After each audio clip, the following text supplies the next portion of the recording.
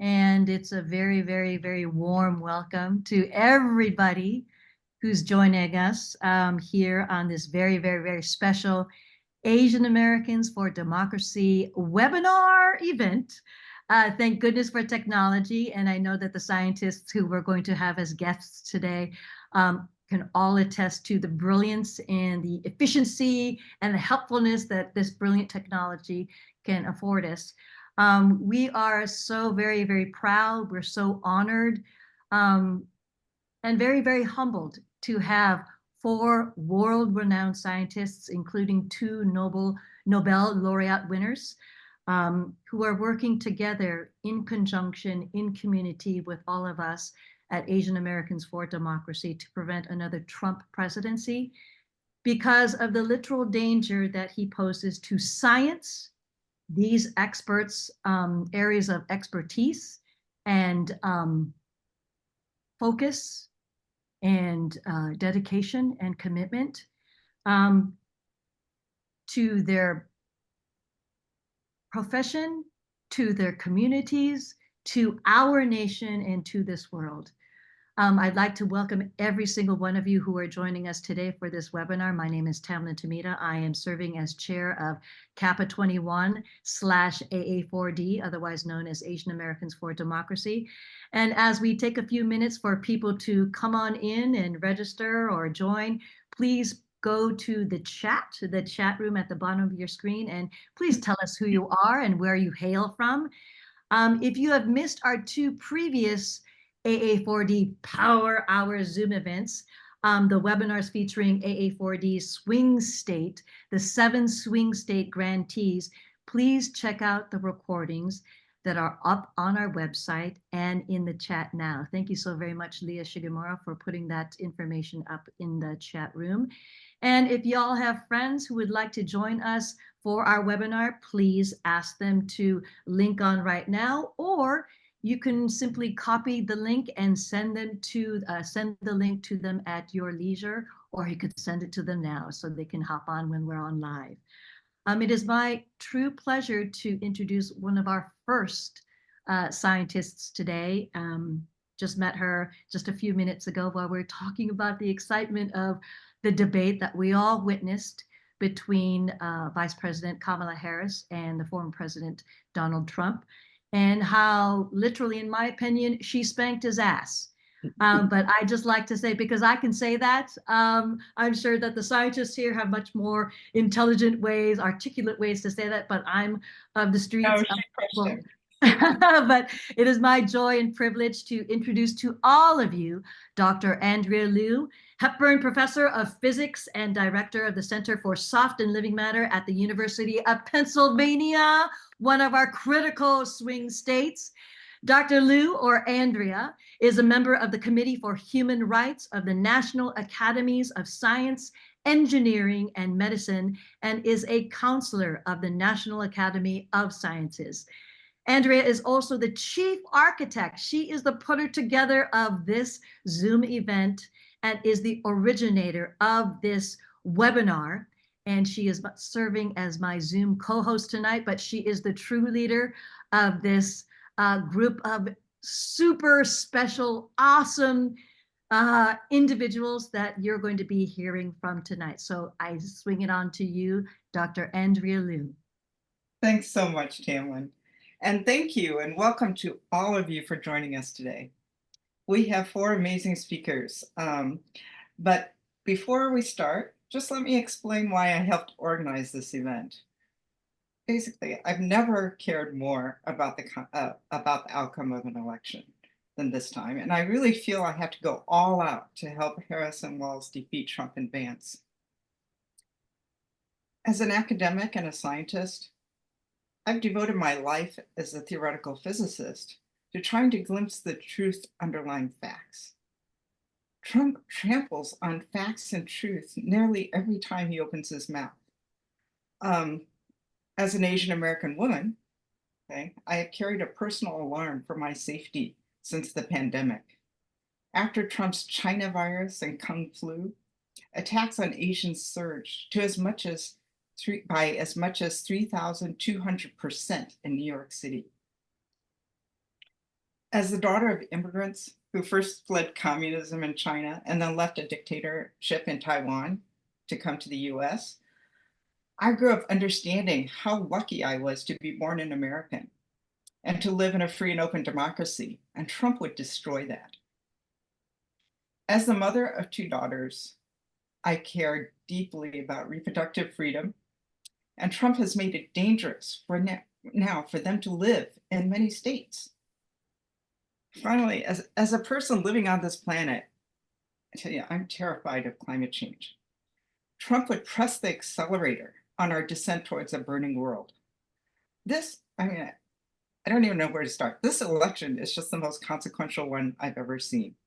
I hope you'll join me today in embracing what I think is an incredibly smart and effective way of swaying the outcome of this election by turning out the Democratic swing state vote of a typically invisible demographic, Asian Americans, who can be the margin of victory in this election.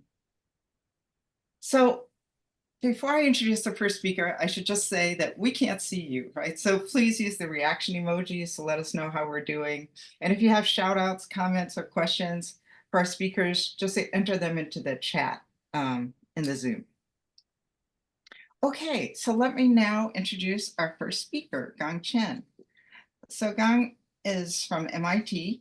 He's the Carl Richard Soderberg Professor of Power Engineering and the director of the MIT Pappalardo Micro Nano Engineering Laboratory.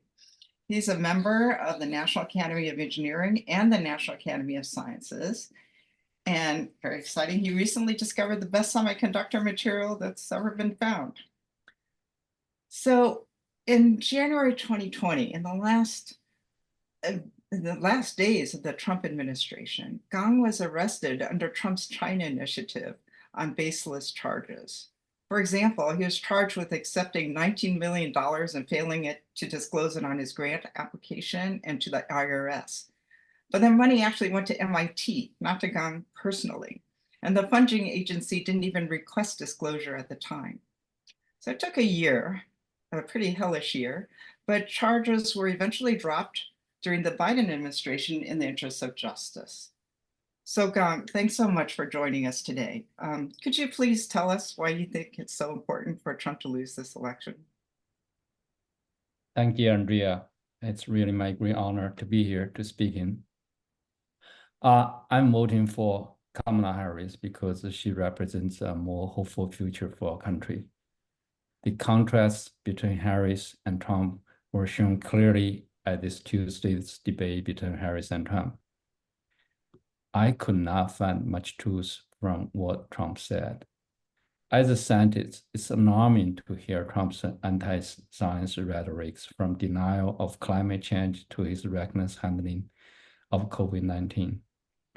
Moreover, he has repeatedly shown an eagerness to incite xenophobic hatred and Asian hate. And he did this past Tuesday again, describing immigrants as eating other people's pets and painting them as war criminals. I'm a victim of Trump's China initiative, which was launched in 2018. So I'll spend a little bit back as introduction of myself. My story really American story. Like many in our country, I immigrated to the United States when I was 25 years old. I was born in China, but I came to the States as a student pursuing the American dream. I came here star-eyed, viewing America as a land of freedom and opportunity. I had lived in this country for 35 years and found my American dream at MIT.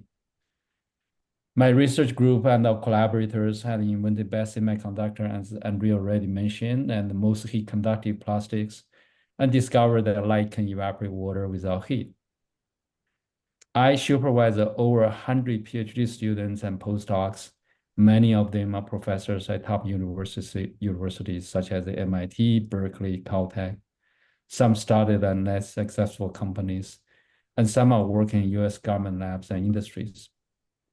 I served as the head of the MIT Mechanical Engineering Department, which is ranked, I'm boasting here, #1 in the world. I led a U.S. Department of Energy's Energy Frontier Research Center. I'm a proud immigrant, and I have devoted my life to this country, educating the next generation of young leaders in America to carry out cutting-edge research and advancing technologies that will benefit lives of all Americans. My wife and I raised two beautiful children, both of them born in the US.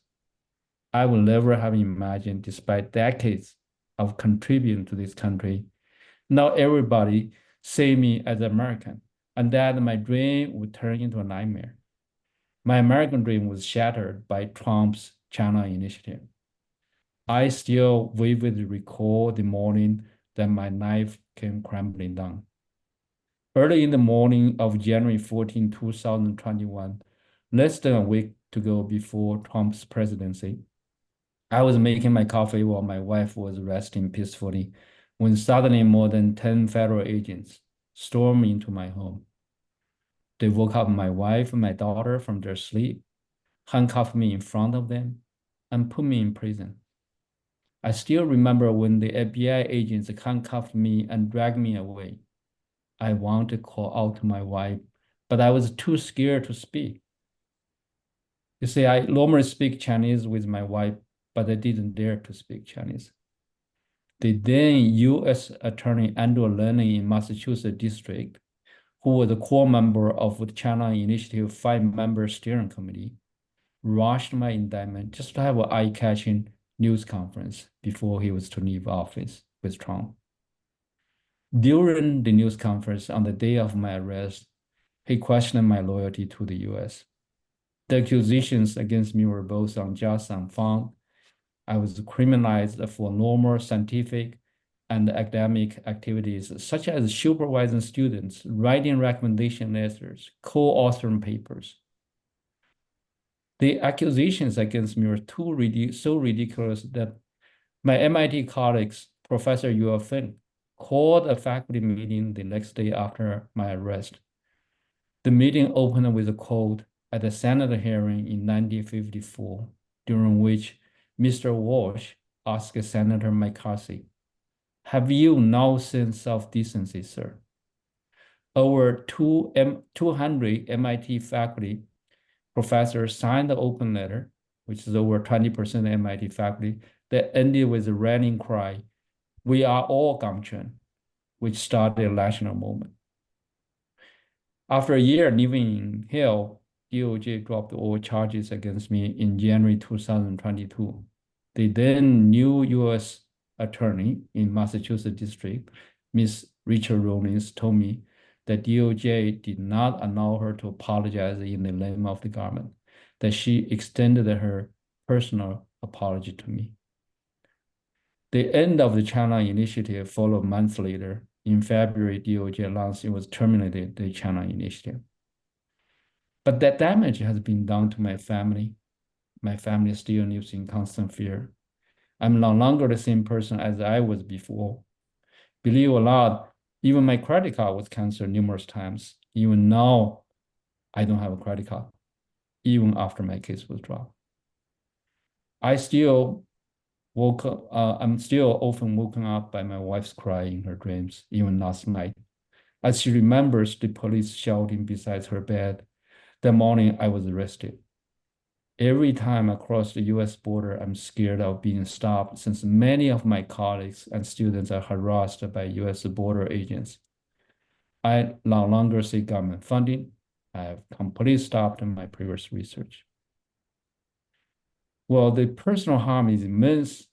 As someone who has devoted so many years to the advancement of American research, I'm devastated by the widespread harmful impact this misguided policy have had on the scientific community and on the US leadership in science and technology.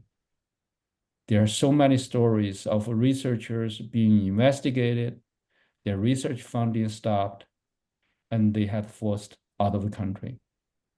One of my friends told me that he already told his children to take care of their mom, quote, "when FBI come and take me away," unquote. The survey data by Asian American Scholar Forum, a nonprofit organization formed after I was arrested, and others, show that the China Initiative forced out so many talented researchers and deterred many talents from coming to the US. The PRC had tried very hard without much success to attract talents back until the China Initiative helped them to succeed by driving talents away from US. This Trump-era initiative and the rhetoric of the China verse incites racial profiling not only in the American streets, but also in our universities across our government and institutions.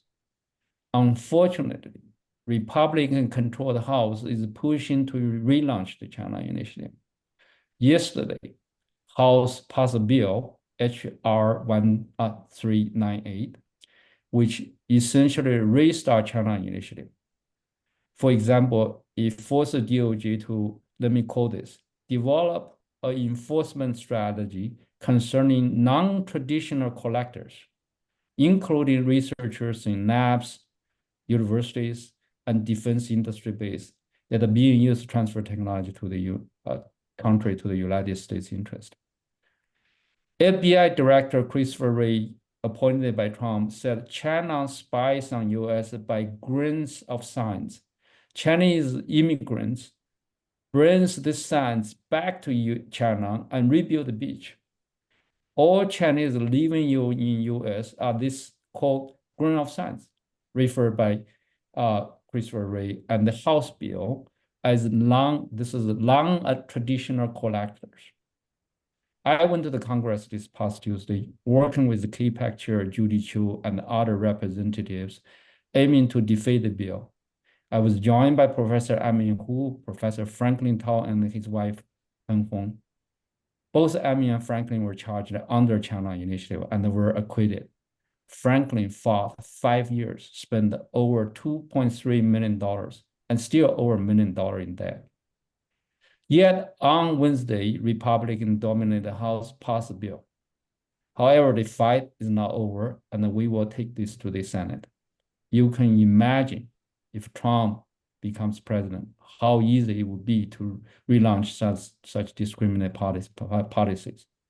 The reinstallment of China Initiative will bring forward another era of escalation and racial profiling of all Chinese Americans and immigrants. We must never forget the painful lesson from our nation's history. From the Chinese Exclusion Act of 1882 to the forced internment of over 100,000 Japanese Americans during World War II. We do not want another China Initiative. We want our children to live in this country without fear.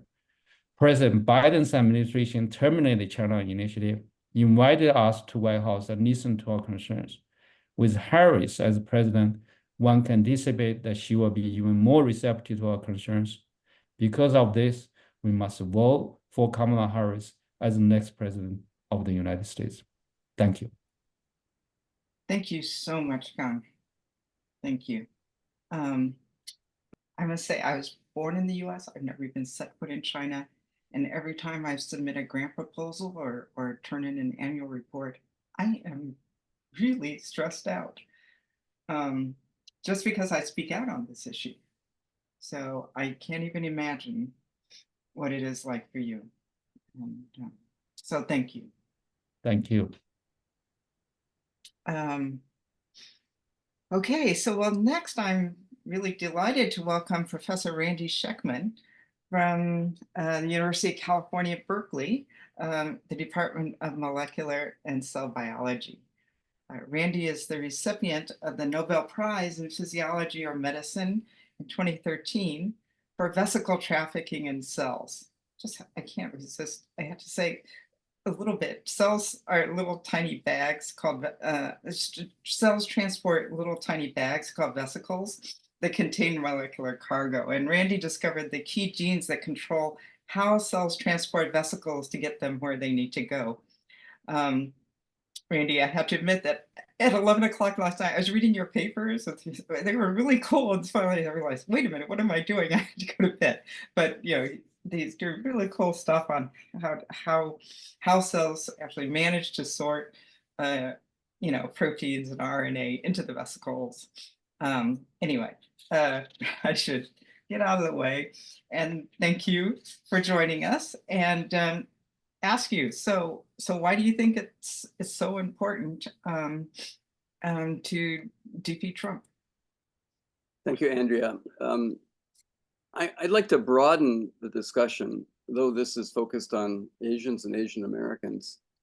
It's just a piece of a larger picture of prejudice against immigrants in this country. My grandparents on both sides emigrated from Eastern Europe. They were victims of pogroms. If they had remained, they would have been slaughtered by the Nazis. They came to this country for religious freedom and opportunity. And it was the sweat of their brow that made it possible for me to have my career here in this wonderful country. But over many generations, 100 or more years, immigrants have been the victim of prejudice. It never ends. And we see this even now in the current campaign. Both Trump and Vance have nothing but vitriolic, evil things to say about immigrants. They promote nativism. It's as though this country was built only by people who came over on the, along with the Pilgrims. In fact, the strength, the backbone of this country is because of immigrants from all over the world, from Europe, from South America. And for the reasons for this meeting, it's the contributions of Asians. A number of us on this panel are members of the National Academy of Sciences. That's an organization of the most prominent organization of scientists in the country. It won't surprise any of us that 1/3 of the members of the US National Academy of Sciences were foreign born. They came to this country because of the opportunity that was provided by government support and by the wonderful universities, both public and private, that we have. I'm proud to be a faculty member of the University of California, Berkeley, a public institution where we have an enormous number of Asian and Asian American students. I myself have a very large, have had a number of Chinese graduate students and postdoctoral fellows, some of whom have remained here because of the opportunity, some of whom have gone back to China because of the even greater opportunities now. I teach a class of undergraduates in introductory biology, many of whom are Asian and Asian Americans. They are wonderful students who are here because they strive for a better life for themselves and eventually for their families. This is not just a problem at the federal level, and it's not only a problem of the past Trump administration and the specter of a future Trump administration. In Republican-led states around the country, for example, in Florida, prejudice against Asians, particularly Chinese, is rampant. The governor of Florida and the Republican legislature have passed rules that preclude the recruitment of Chinese national graduate students and postdoctoral fellows into the laboratories of public institutions in the state. They have laws that they've resurrected to preclude the purchase of property by Chinese nationals. This is a fearful prospect for those states that are led by Republicans, and they would only be buoyed in their influence were it up to Trump and Vance. Obviously, people on this panel and people in this room must resonate with this message. It is terribly important that the damage done by the past Trump regime not be repeated. And I'm fearful that even the Democratic Party has taken on an antagonistic attitude about immigrants, and in particular about relations with China. I have the opportunity to travel to China and generally to Asia very frequently during the year. I serve on committees.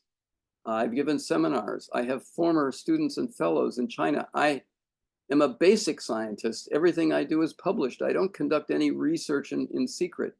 That cannot be throttled. That open exchange of scientific information, discoveries that are made around the world, are not subject, should not be subject to political boundaries.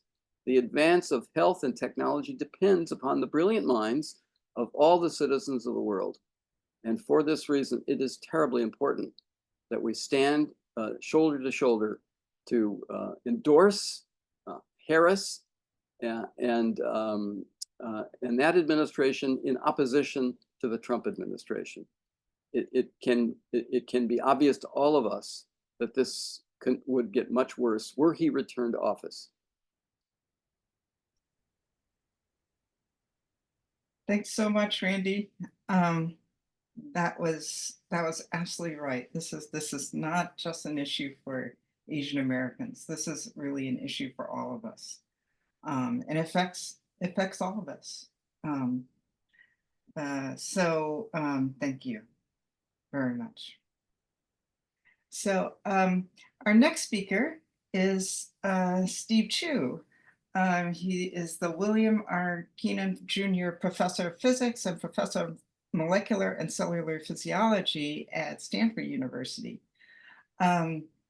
Steve is the recipient of the Nobel Prize in Physics in 1997 for his work on laser trapping and cooling of atoms. You can cool with lasers. He showed the way towards cooling atoms down to basically a millionth of a degree above zero, absolute zero. He also started the field of single molecule biophysics using lasers as little tiny, as tweezers that can manipulate single proteins or DNA or whatever. So, and we were just talking before this started about his very exciting new work on carbon capture. Steve was the Secretary of Energy, United States Secretary of Energy in the Obama administration, and really did a lot to push for sustainable strategies, to combat climate change. So Steve, thank you so much for being here. Could you just please tell us why you think it's so important to be here today? Thank you, Andrea. I think first, let me say that Trump is and Vance are, let me qualify what the others before me had said, they're all in favor of Northern European immigrants.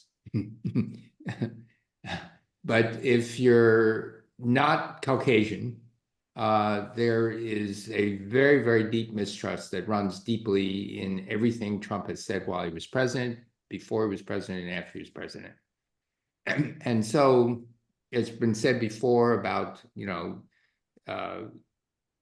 Kung Fu viruses and leading to attacks on Chinese, as particularly vulnerable older Chinese.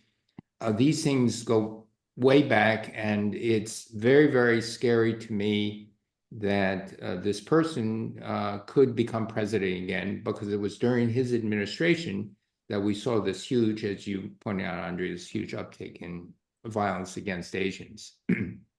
But let me also step back, first reinforce what others had said and how this country was built on immigrants. We had gifts before Nazi Germany, Italy, China after 1949, Cultural Revolution, things of that nature. And many of those people came to the United States, most came to the United States and they stayed. We've also had many graduate students and postdocs who've come to the United States, took advantage of what we had to offer. I would say the mass majority of them have stayed, and the current crop that I see and work with today don't want to go back now. They still have opportunities in China, but China as a country is changing. And the wonderful thing about the United States as a people and as a culture is you can come here as an immigrant. You may not speak the language very well or have a very heavy accent, but you are accepted, and for sure your children, no matter what they look like, are by and large accepted as Americans. This is something that's very different than other countries, for example, in Europe, where you could be third or fourth or fifth generation German or Swiss, then you may not be considered Swiss or German. And so this is the wonderful thing about our country. And in the last decades, especially in the Trump era of him rising, we've seemed to lost that fact that we are an open and free and wonderful country and very accepting and have benefited immensely.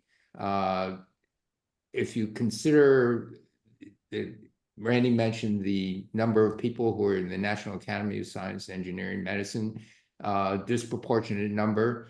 I would say if you count all the people who got Nobel Prizes, I counted among the Nobel Prizes, about a third were listed as American, but they were born in a different country.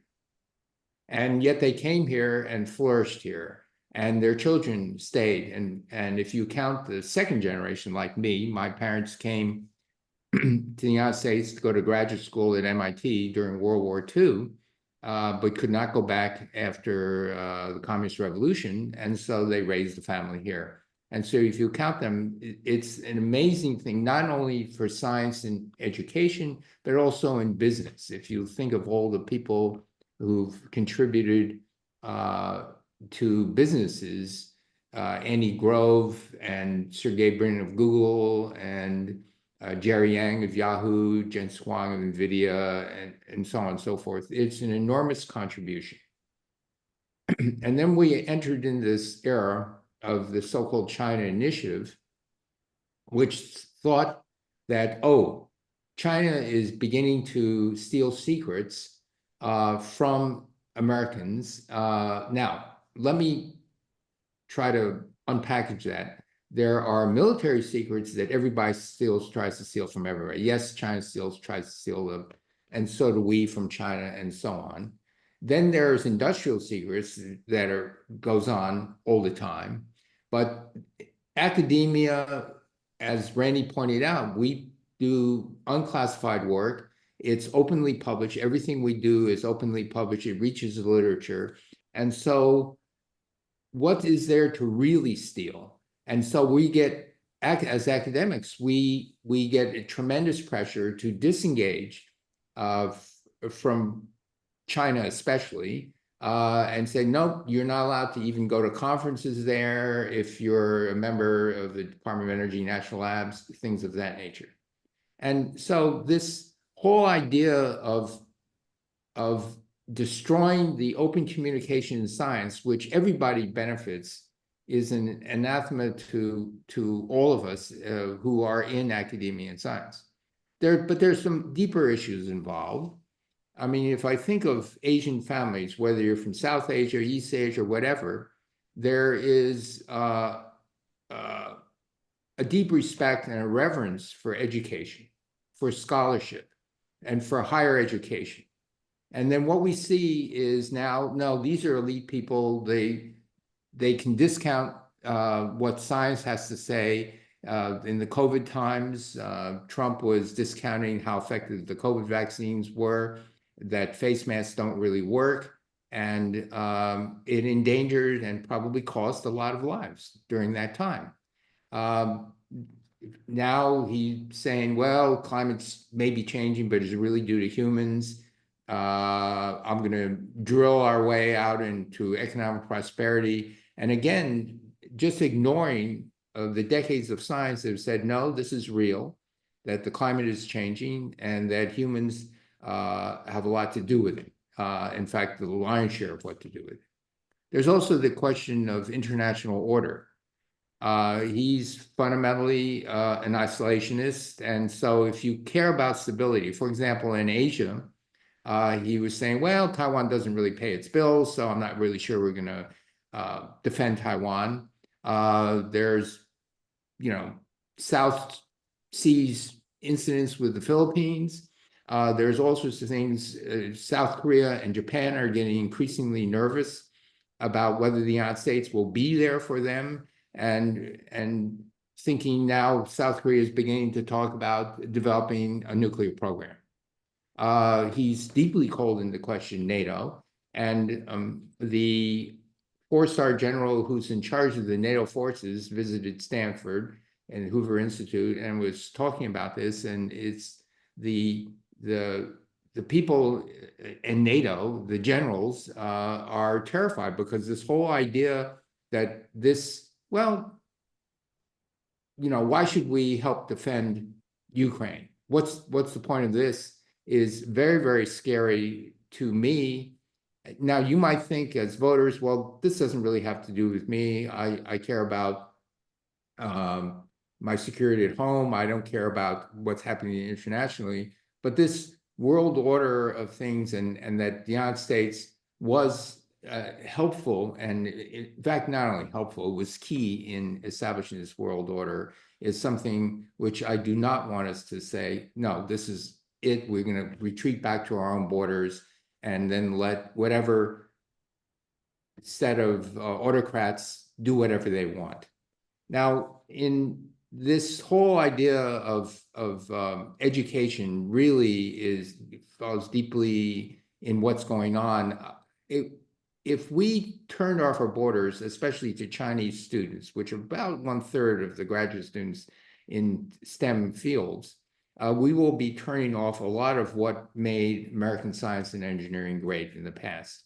And, you know, Gang Chen talked about his wonderful students. I too, that as quite as many, but maybe 60, 65 students and postdoctoral fellows, of which 2/3 of them are professors. And of those 40, roughly 25% have now academic chairs.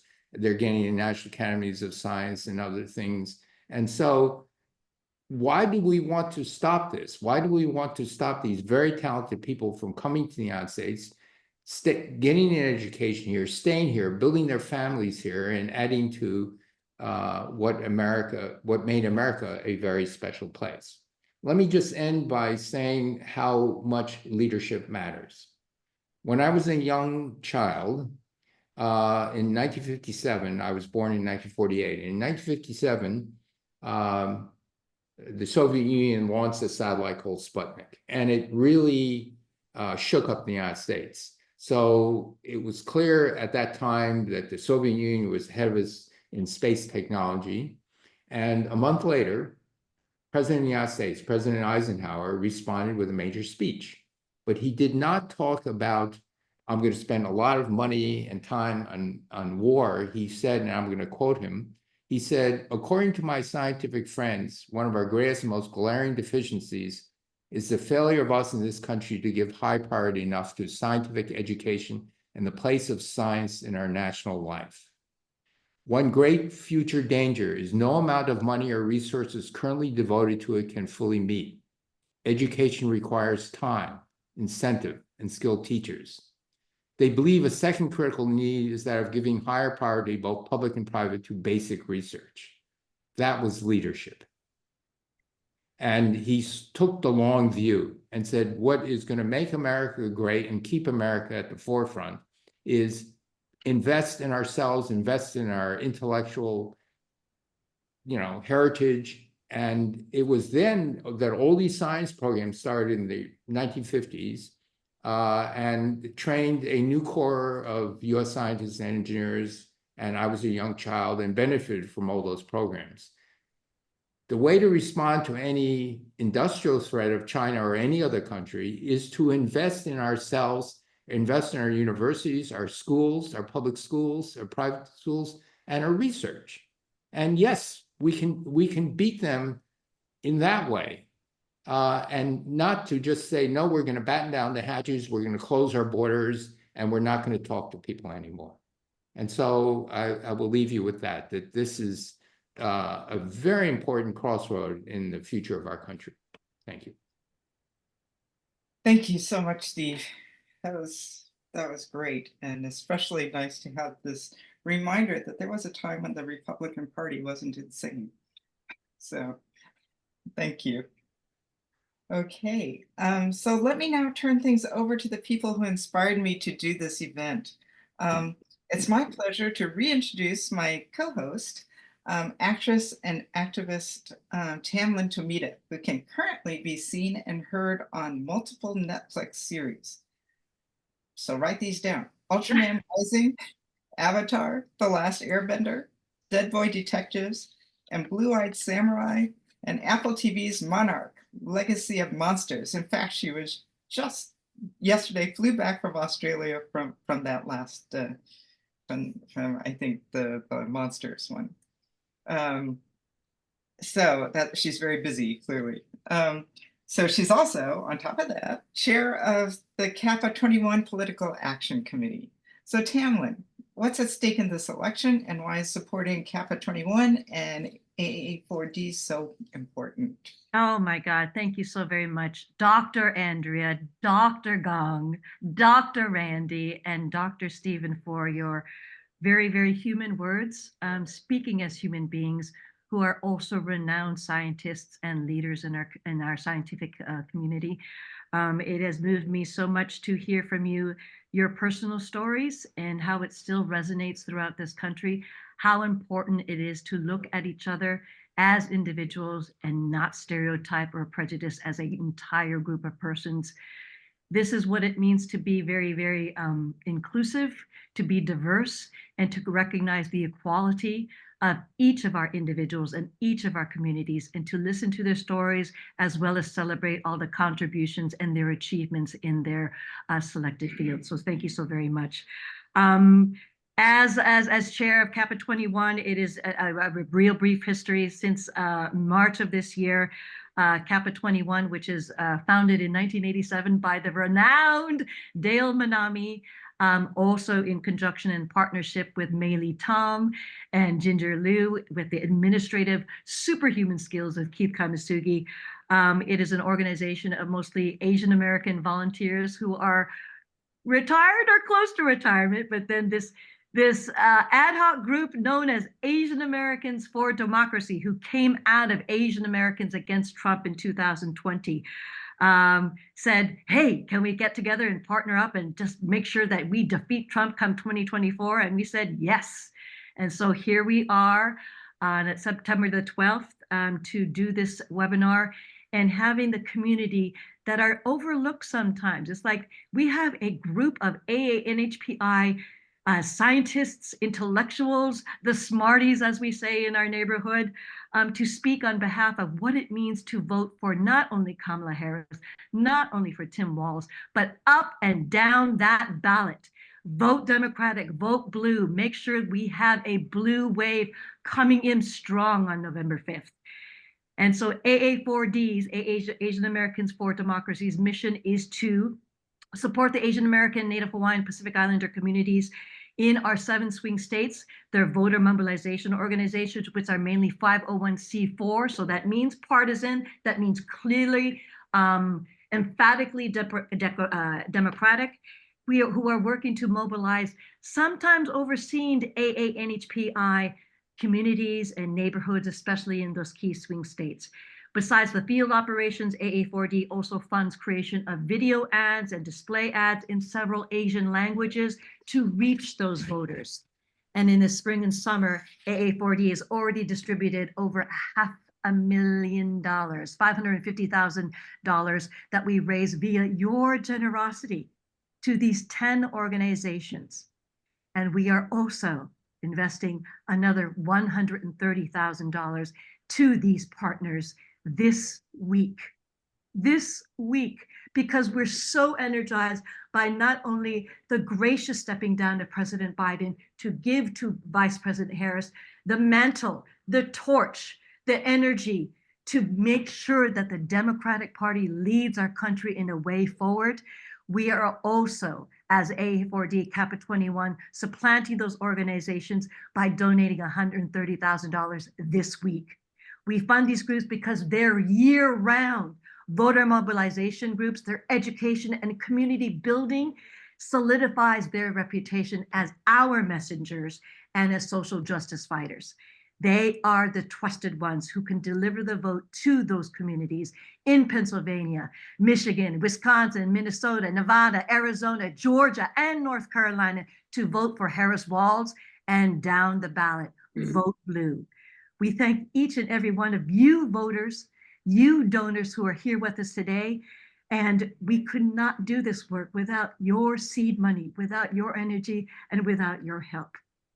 And I have the true honor and pleasure of introducing to you our other speaker. She is someone that is known to you. She is talking about a joyful warrior. She is one of the OG warriors. She is Helen Zia, award-winning author, Fulbright scholar, and a long time outspoken leader on civil rights and human rights. She authored Asian American Dreams, The Emergence of an American People, the foundational book that is taught in universities and colleges across our great nation. And last year, she founded the Vincent Chin Institute to counter anti-Asian violence and hate and to build solidarity in all forms against bigotry and hate. Helen Zia, please take it away, you original, joyful woman warrior. Thank you, Tamlyn. And hello, everyone. You just heard the powerful insights of these world-renowned scientists in the most clear and direct terms to say that Donald Trump's extremism is not only a danger to democracy, but a threat to the very foundation of knowledge, science, education, and learning, without which we cannot be a civilized society. You also heard how the work of scientists like Dr. Chen were misrepresented and even falsified to look like threats to national security. In my few minutes, I'd like to say how what's happening to scientists is also endangering the very lives of your communities and your families. First, the terrible plans that are outlined in Project 2025, the Republican blueprint for a second Trump administration. These are not hypothetical. Many of them were already initiated under Trump's time in office. For example, Trump's handpicked FBI chief, Christopher Wray, still brags that one China-related investigation is opened every 12 hours. And let's be clear, there are incentives for FBI and US attorneys to find a so-called Chinese spy. And I myself have seen journalists clamor over each other for the prize of reporting on a spy. And that might be a Pulitzer Prize. So is it any surprise that there are wide nets being cast for anything that looks Chinese at the expense of hundreds of Chinese Americans who have already had careers destroyed by false accusations, have had to mortgage their homes and use their children's education funds to defend themselves? And by the way, the mental health impacts on our communities have been severe. One highly respected neuroscientist committed suicide this July after Northwestern University shut down her laboratory and her lifetime of research because of the dragnet mentality that Trump began. And as Dr. Chen mentioned, his allies have just this week introduced to Congress to start all over again under the official name of the China Initiative. If Trump is elected, the China Initiative will not only be fully reinstated, it will be much worse. Second, it's not just scientists, engineers, and entrepreneurs who deal with high technology who are affected by the scapegoating and selective prosecution. It's everyone who's an immigrant or a refugee they are in the bullseye if they are from a, quote, shithole country, which means any country other than Norway or the other so-called Aryan places. Trump has declared that on day one, his day as a dictator, he will deport 15 to 20 million immigrants, which he claims will be the largest deportation in American history. You know, the vast majority of people in our beautiful AAPI communities are immigrants and refugees, and the children or grandchildren of immigrants and refugees. And that puts our community directly in the crosshairs of another Trump administration. What about the children of immigrants who might be US-born American citizens?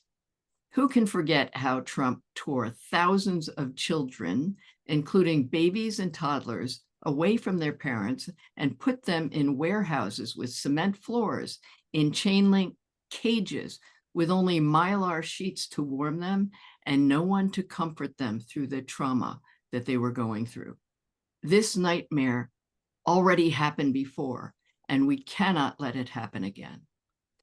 Third, families that are not torn apart will still have to worry, because any immigrant who ever relied on social services or public benefits is also a target of another Trump policy, and they could be deported. In 2017, I was so worried that my own 87-year-old immigrant mother could lose her citizenship and maybe get deported because she and my dad had received Medicaid benefits from the government. But my mom passed away before I could rewrite portions of my book to protect her. And then the Biden-Harris administration put a stop to many of these hateful policies. But every one of them will be reinstated if that convicted felon becomes president, because Project 2025 makes that roadmap very clear. There's so much more for me to say. We can never forget how Trump's rhetoric blamed our communities for COVID and literally turned our family members into punching bags for hate mongers. It will become much worse if the megaphone is ramped up, and everyone in our families, from grandma and grandpa to the kids, will be targeted and labeled as spies or terrorists or disease carriers or criminals, or to be out to eat the neighbor's pets. None of this should ever happen again. And that's how I got involved in this effort to stop Trump. With Kamala Harris, I can also say we have a presidential candidate who grew up in an immigrant Asian and Black family. She knows that Thailand and Taiwan are not the same. She knows how hateful, harmful rhetoric can literally kill our communities. And no, I don't think that any politician is perfect, but the difference for our communities is as clear as night and day. And back to our scientists. In 1776, Thomas Jefferson wrote in the Declaration of Independence, "We hold these truths to be self-evident." We need a president who respects facts and truths. So please support Asian Americans for Democracy in our efforts to reach the swing voters in the battleground states to become the margin of victory. Thank you. Thank you for joining us today. Thank you so very much, Helen. Thank you so very much for your words, for your insight, for your breadth of experience in telling the truth, especially on behalf of these scientists whose business is to find out the truth, to verify facts, and to put it down in pen and paper to say, this is how it is. This is why we rely on these scientists, these truth seekers, these truth tellers, and it is up to us to make sure that their work is valued and validated and can carry this nation forward in a way that benefits us all. We need to rely on truth. We need to rely on facts. And we are so thankful for the values and for the tenacity and for the exercise in patience and resistance and persistence in making sure their work carries forward. Thank you again to Dr. Andrea, to Dr. Gang, to Dr. Randy, and to Dr. Stephen, and to Helen, who you should be a doctor as well, for speaking the truth to all of us, to speaking the truth to all of our donors here. I have some great news for everyone to share. AA4D has met a challenge made by a generous donor who has pledged to match donations up to $50,000. Oh my God. We're so thankful because we're just a group of persons who just want to do a good thing to make sure that Trump does not get in and that Kamala and that Tim, walls to the walls, gets in on November 5th. Today, I'm announcing that other generous donors have offered to double the gifts that you each and every single one of you donors are making today, made to AA4D, up to $75,000. So if you can, no donation is too small. No donation is too small. Please, please be humble that whatever you can give to AA4D to ensure that the work in getting out the word to our AA NHPI communities is out there, especially in our swing states. Go to the chat right now. If there is a link that you can donate to right now. And just be mindful that early voting starts in a few weeks in a number of these states. So every single one of your dollars will be put to good use, to be put to good hearts out there, doing the good work of making sure that the good trouble gets into the White House and works toward mobilizing our voters out there. And let me emphasize and resound and echo the words of Dr. Randy Schekman, that you don't need to be Asian American. You don't need to be Asian American NHPI to support AA4D. You just want to be able to defeat Trump and agree with AA4D strategy, because we are within the margin of victory.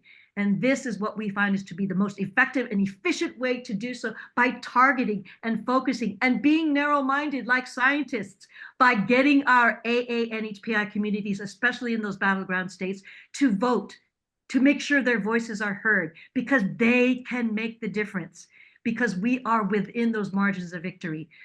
It will be razor thin. There's a lot of work to do. I think we have 56 days left to November 5th. And so we're all in this together. We're all doing something. Let's be assured and be confident in the fact that we're all doing something together. This is the message. We're all doing something together, because we're not going back. And when we fight together, we will win together.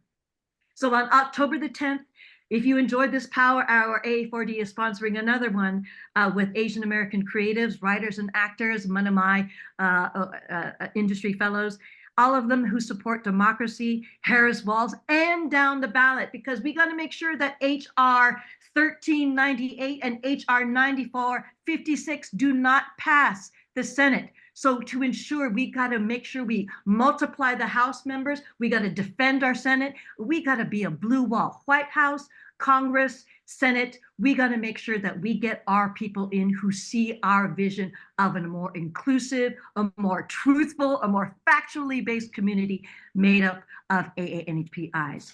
And if you want a shirt like this, I have a little bit of merch. You stay angry as joyful warriors. This is put out by Jeff Young and Phil Yu of Angry Asian Man. It is a t-shirt that is a limited edition. It depicts our hopefully President Kamala Harris putting out the trash, throwing out the rubbish, just putting it out there to be picked up to preserve our democracy. So every single one of you, again, a heartfelt thanks to the monies that you've already donated. And hopefully you've been moved by these super smart people who have been so gracious to lend us their time, their energies, their insight, and their human hearts. Their human hearts in making sure their work gets out there to ensure that we can build a better world together, and ensuring that Kamala Harris and Tim Walz get to the White House, along with every single one of those Democratic congresspersons and senatorial candidates, to make sure that we build a blue wall across this great nation. I'm afraid that we're out of time, but I'd like to thank each and every one of you for joining us again. And thanks again to Dr. Andrea Liu, to Dr. Gang Chen, to Dr. Randy Schekman, to Dr. Secretary Stephen Chu, and to the OG Joyful Warrior Helen Zia. Special thanks to Trez Jimenez, Leah Shigemura, Hoyt Zia, Dale Manami, Ginger Liu, Meili Tom, Eddie Wong, Vincent Pan, Dan Nguyen Han, Carol Hayashida, Hoyt Zia, all those people who are behind CAPA21 and Asian Americans for Democracy. Again, if your friends have missed this webinar, it will be posted soon on the Asian Americans for Democracy AA4D YouTube channel and the AA4D website. Thank you so very much for joining us for this edition of AA4D's Power Hour. Have a wonderful September 12th. Vote blue. And thank you, Tamlyn Tomita. No, Thank you. Thank you. you. Wow.